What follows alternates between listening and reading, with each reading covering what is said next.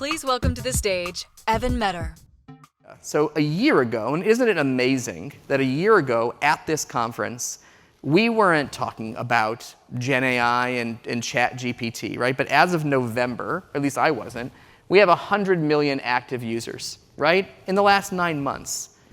That is unbelievable, right? This thing was pretty much science fiction until 9 months ago, right? And now everybody has it. I mean, we're using it. I'm using it every single day. I've got the browser open, trying to figure out how to do what I need to do even faster and better. And I'm sure that's the same for all of you. That's a really fast change, and the penetration isn't nearly what it's going to be.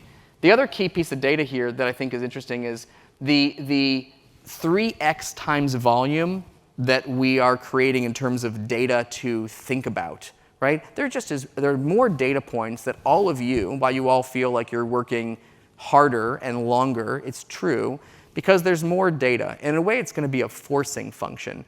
These tools aren't coming to destroy us and take our jobs necessarily, but they better be an effective co-pilot, because there's no way we can go from this year to 3x data, me come back a year and say it's 5x.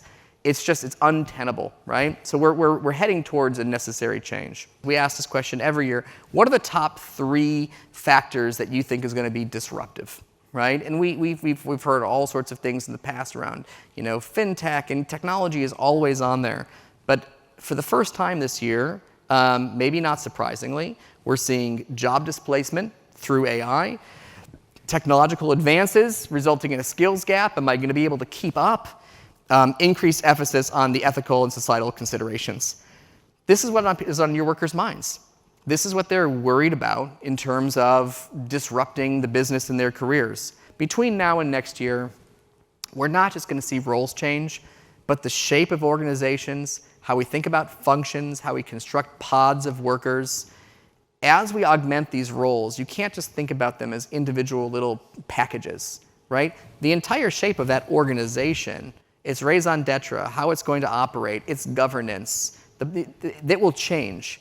And so there is no way that we're going to augment and change the shape of roles without changing the containers that they're in, right? Spans and layers, how they're managed, how they interact between silos in the organization.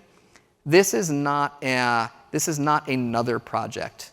This is part of workforce shaping. It's part of skills. That's a muscle in terms of reshaping the organization. I think we've gotten very, very comfortable in the shape of the organization we are and just kind of growing and shrinking through the business cycles. But this cycle, I think, is going to be a lot different. I think as we change the nature of jobs, as we change our business models, we're going to be changing the actual organization and the shape of it, what it means to manage in the organization, and how we interact with the rest of the organization. Congratulations, you've gotten X amount of productivity out of this person with a co-pilot. Yeah, but did you change the organization? Did you change the shape of it, right? Not just the gearing ratio. Something to think about.